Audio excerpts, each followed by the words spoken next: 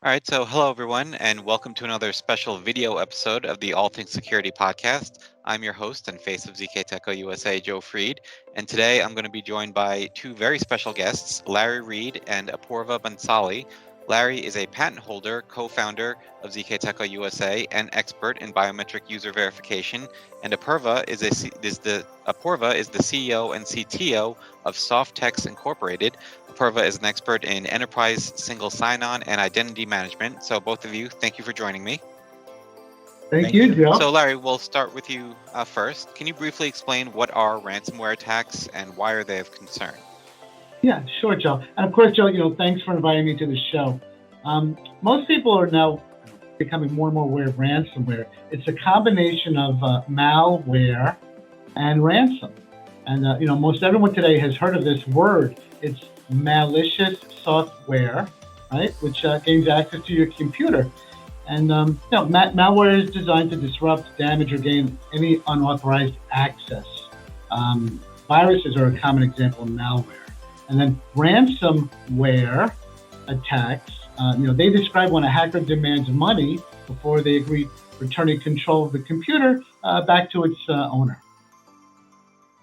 So I see. And I assume hackers are, of course, demanding high ransoms, considering how much today's companies depend upon their computer systems being available to employees and customers. Oh, yeah, you bet. And this is not just coming from me. You can actually find this out on the internet. But, back in March of 2022, it was all over the news when an insurance company paid hackers $40 million in ransom to regain control of their network. $40 million. And they also post statistics. Ransomware cost the world about $20 billion last year in 2021. And then that number is actually expected to rise up to $265 billion by 2031. Larry, maybe we're on the wrong side of this. Maybe we should get on the other side. No. All right, so I understand why it's such a concern right now, but in Apurva, can you can we assume that only large financial companies are targets of ransomware attacks? No, absolutely not. I mean, Joe, Larry mentioned the insurance company that paid the $40 million ransom, but what's not making headlines here is the 37% of all businesses in 2021 that were hit by some sort of ransomware attack. And on average, it cost businesses nearly $2 million to recover from these ransomware attacks. So it's not a big company problem. It can be anybody. And I'm aware that many of these ransomware attacks occur when employees' passwords are hacked. I think I recall last year when America's biggest pipeline was shut down after a hacker used an employee username and password to enter the pipeline's company network and threaten further disruption. Can you share with our audience how your company helps customers protect their use of passwords? Yeah, sure. Today, I mean, employees in a company have so many different network resources that they need to access daily to perform their job. And, every day, for example, you're logging into your email, your CRM system, maybe your payroll, other secure websites that your company has, social media accounts, if you're a marketing person, and many other different types of things. And, today you always log into these things with a username and a password. Now, multiply that number of passwords by the number of employees that your company has and those number of different sites that you go to, and you have potentially thousands of passwords which are going to serve as potential entry points for the hackers to gain access, right, to your company's network or social media accounts or payroll, whatever it may be. So here's an example, right? Let's say a company has a lot of employees that are working from home and using a VPN to connect back to their home office. Probably something that so many companies have experience with, especially after COVID. So a compromise of just one employee's VPN password is going to give that hacker immediate access to the entire company's network, right? And once the hacker has access to that network, the hacker can load in their ransomware, and that's when the real headache begins, right? That's actually what happened to this pipeline company that you just referred to, right? They ended up having to pay a hefty ransom to get the ransomware removed in order to gain back control of their network and their data. And so at Softex, what we have done is we've developed something called single sign-on, and our application is called OmniDefend. And what single sign-on allows you to do is to provide biometric authentication, like a fingerprint or a palm scan, to gain entry to many of these different network resources that employees are using each day instead of using the password. So once you have OmniDefend, you no longer need to use the password, and that eliminates a lot of the headache. So that makes using OmniDefend far more convenient for your employees, but also much more secure than using that traditional way with multiple usernames and passwords to gain access to everything. And just speaking from personal experience, I mean, I log into probably no fewer than 4 different programs, all using different passwords. So I would imagine that not having to memorize different passwords and enter different passwords whenever you log on to a new program must be a huge convenience. Exactly, Joe. I mean, in fact, resetting passwords can represent 50 to 70% of all calls that employees place into the IT help desk at their company, right? So, and that's not me coming up with this. This is guys like Forrester Research, which is an industry-leading research company. They believe that in their modeling, that resetting a single password can cost an IT department up to $70 per reset per employee.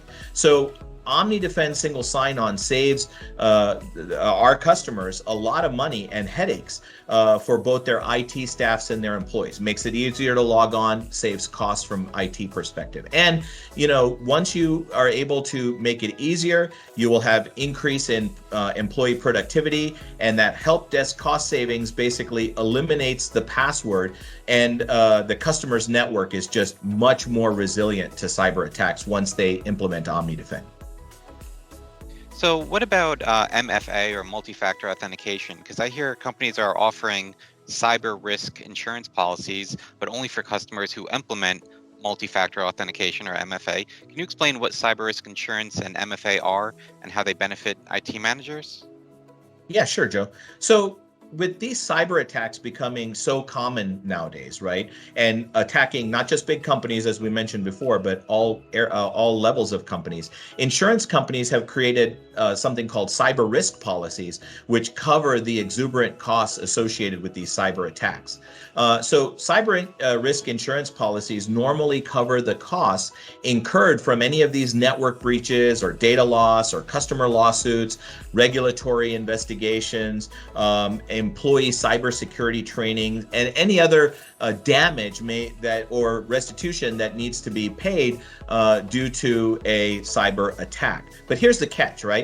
So insurance companies will only approve or underwrite this cyber risk coverage if the customer first agrees to implementing multi-factor authentication, or as we call it, MFA. And it's obvious, they want to reduce their risk, and that risk gets reduced if the company implements MFA. So by using a biometric scan or adding a second factor like a PIN code along with the password, it becomes nearly impossible for a hacker just to access the network by stealing a simple password. Yeah, and that was actually leads into my next question. So besides just somebody's password that they might type into a program, what are some other factors that people use? Well, I'm going to let Larry take this one because he's really the expert on multi-factor authentication hardware. Wow. Hey, Per, I was really enjoying listening to everything you just shared. So, thank you for that insight. Joe, admittedly, I'm a bit biased because I do come from a biometrics background, but that's only because, biometrics is probably the most secure method for a person identifying themselves. In the U.S., an RFID badge reader has typically been the most common way for anyone to gain access to a door or any type of business equipment because that's what we're most familiar with in the U.S., Canada, and West Europe, and so on. And many banks, they'll issue Fobs, which display a number which changes every 30 seconds. So that's a little bit more secure. And today, many applications will even provide you a PIN code to a user's phone prior to allowing them access to the website or application. So what's wrong with that? What's wrong with using phones or fobs?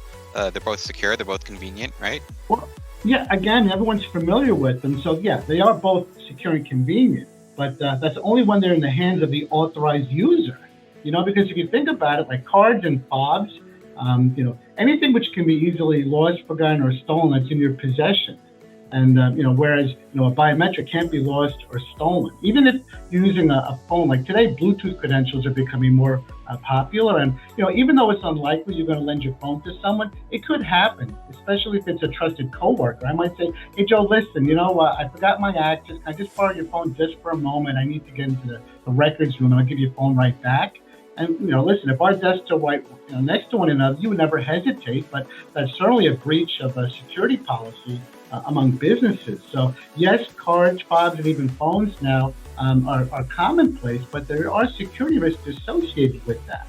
Where conversely, a biometric, whether you're using a fingerprint, as Purva had discussed, or touchless technology like face recognition and palm recognition, well, biometrics cannot be lost, stolen, or forgotten, or unlike your phone, they can't run out of power. All right, so yeah, let's get into biometrics then. You mentioned fingerprint, you mentioned face. What are some other ways that people can authenticate themselves using biometrics? Well, and again, as mentioned, most everyone for many, many years is aware that fingerprint readers, have been very common. I know Purva, of course, he's integrated numerous fingerprint readers and had tremendous success with the OmniDefend single sign-on solution. But, today, people are becoming more health conscious and they prefer not necessarily touching anything. And of course, Purva can speak to this. Fingerprint readers, they're not always 100% reliable for all operating conditions because fingerprints are susceptible to cuts, scrapes, scratches, and so on. So a fingerprint, it's wonderful in ideal, clean office environments, but there are some environments where fingerprint is not ideal. And that's why we would recommend in this case the use of our USB connected palm recognition reader. Which Purva also has graciously integrated with his software. So now you have an entirely touchless biometric solution integrated with OmniDefense, and now you've got single sign-on with biometric user verification.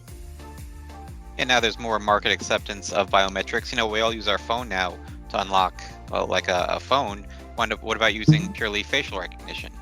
Yeah. Well, of course, face recognition now is also growing in popularity. As you pointed out, a lot of people not going to unlock their phones. But the downside is there's also a tremendous amount of pushback throughout the world regarding privacy of what vendors are doing with those collected face images. And I won't mention them by name, but one of the world's largest social media sites, they were pressured to delete over 1 billion users' face images due to privacy concerns. So also note that the USB palm recognition reader I described, it's going to be far more accurate and reliable than a face recognition reader because the palm reader uses an infrared camera. So it's actually looking at the vein patterns beneath the skin surface, which is why it's so much more reliable and even accurate than a face recognition reader. So that's why I would recommend utilizing touchless palm recognition, even though face and fingerprint is readily available and integrated with the OmniDefense single sign-on. And Purva, what's your experience been with biometrics? Yeah, I tend to agree with Larry. We've had lots of customers in the past years using our OmniDefend single sign-on software with fingerprint readers. But to Larry's point, the palm recognition technology is far more reliable and doesn't really have any associated privacy concerns that I'm at least aware of currently. But I'm also understandably biased. The best MFA solution, in my opinion, would be combining our OmniDefense software with a palm vein reader, right? And by the way, you may be thinking, well, these readers are going to cost money and stuff like that, but our customers don't always need to make it as a capital investment because we can even offer these things just a few dollars per month per employee, so that it just becomes an operating cost to the organization. Okay, well, thank you both for joining me today in this episode of All Things Security. If somebody wanted to do a little bit more research, Purva, do you have a website that you can give them? Yes, we can. You can have the customers go to www.omnidefend.com. And obviously, if somebody wants to learn a little bit more about ZKTeco, Larry, they can always go to zktecousa.com. But that'll wrap up today's edition, and we'll see you next time. Thank you. Awesome, Joe. Thank you. And thank you, Joe. brother. Thank you, Joe. All right. Thanks, everyone.